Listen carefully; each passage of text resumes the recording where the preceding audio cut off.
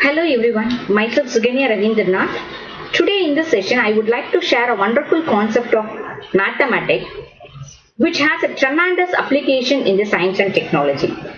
We all know three-sided polygon is called triangle. We have three sides and three angles.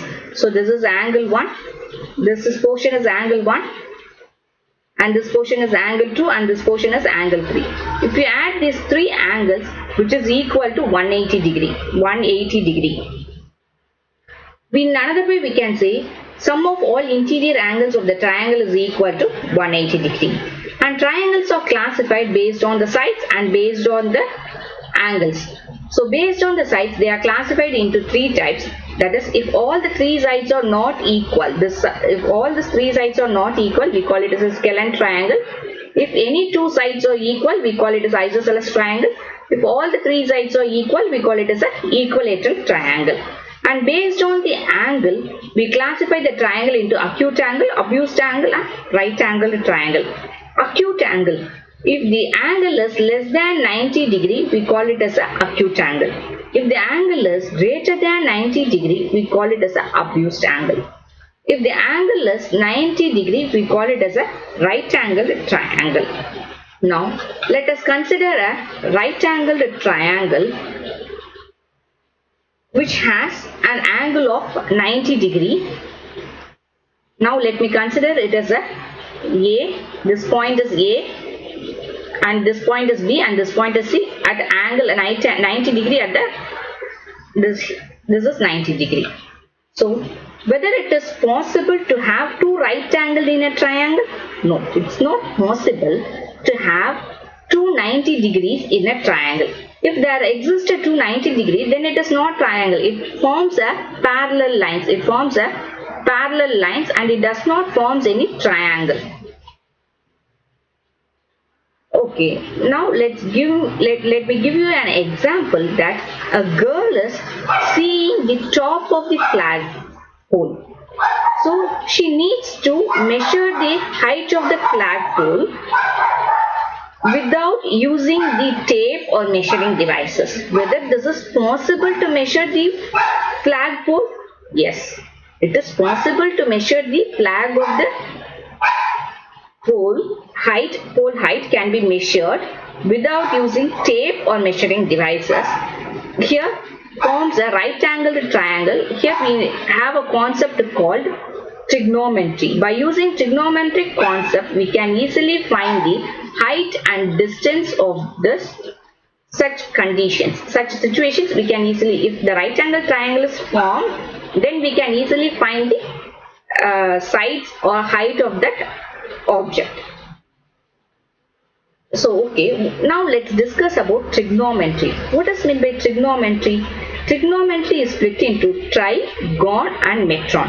Tri in the sense 3,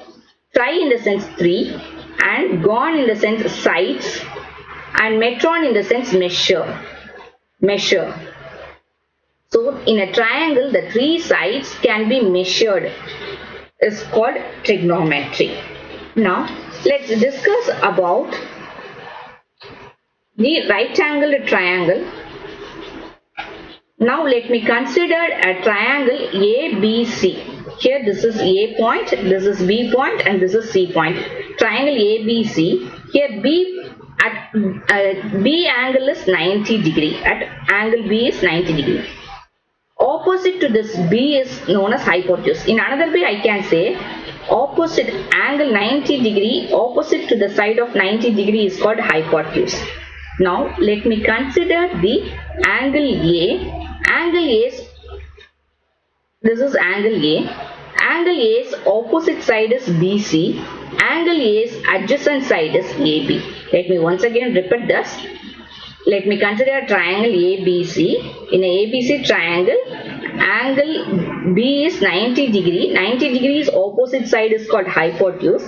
And let me consider an angle A.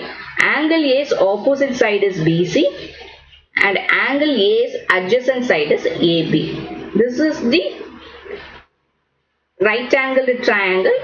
What is mean by adjacent side for A and adjacent opposite side for A and hypotenuse. Now let's discuss the trigonometric ratio. What does mean by before we discuss about the trigonometric ratio, we have already studied some concepts of ratios in early classes, and now we are going to involve these ratios in right angled triangle to form a trigonometric ratios. So here there are 6 trigonometric ratios are available. Now let's discuss one by one. First one is a sine. First one is a sine of A. Sine of A in the sense, this is angle A. Sine of A in the sense, opposite side divided by hypotenuse. Opposite side is BC and hypotenuse is AC. Therefore, we can write BC divided by AC. Cosine of A is equal to adjacent side to A divided by hypotenuse. In another way, we can say AB divided by AC. And tangent of A is equal to opposite side divided by adjacent side. In another way, we can say that sine divided by cos. Sine divided by cos in the sense BC divided by AC. So if you write the cos value here, AC divided by AB. AC gets cancelled, therefore BC divided by AB. BC is nothing but opposite side and AB is nothing but adjacent side. So next we are going to see about the concept of cosecant of A. Cosecant of A is equal to 1 by sine of A. In another way we can say inverse of sine. Inverse of sine is equal to cosecant A, and cosecant of A is equal to 1 by cos A. In another way we can say inverse of cosine is equal to secant. Inverse of cosine, we already know cosine value is adjacent divided by hypotenuse. For secant we have to write hypotenuse divided by adjacent side. For tangent of A is equal to opposite divided by adjacent. For cot is equal to 1 by tangent or inverse of tangent, we can write adjacent side divided by opposite side. Now let me give you an example. Tan A is equal to 4 by 3. So we are mainly going to see about tan formula. Tan is nothing but opposite divided by adjacent side. Opposite divided by adjacent side.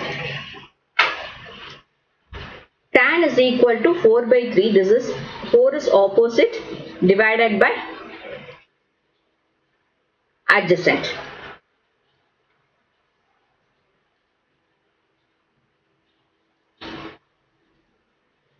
This is opposite. 4 is opposite and this is adjacent. From this we can find the hypotenuse value by using Pythagoras theorem. So AC square is equal to AB square plus BC square. So therefore 4k square plus 3k square is equal to 25k square. Therefore AC is equal to 5k. So here it is, hypotenuse value is 5k. Sin A is equal to, for sin A it is opposite divided by hypotenuse. Opposite value is 4k divided by 5k, which is equal to 4 by 5. For cosecant is equal to 1 by sine. If you write the inverse of this, you can write 5 by 4. Then cos A is equal to adjacent side divided by hypotenuse. Adjacent side in the sense, adjacent side is 3k, hypotenuse is 5k, k gets cancelled, so the value is 3 by 5. Inverse of cos A is equal to secant A. So therefore 3 by 5 can be written as 5 by 3 for secant A. Already we know tan A is equal to 4 by 3. If you inverse this value, we will get cot A. Cot A is equal to 1 by tan, which is equal to 3 by 4. Today in this session we have mainly concentrated on trigonometrical ratio. What is meant by sine, cos, tan, secant, cosecant and cot. Thank you.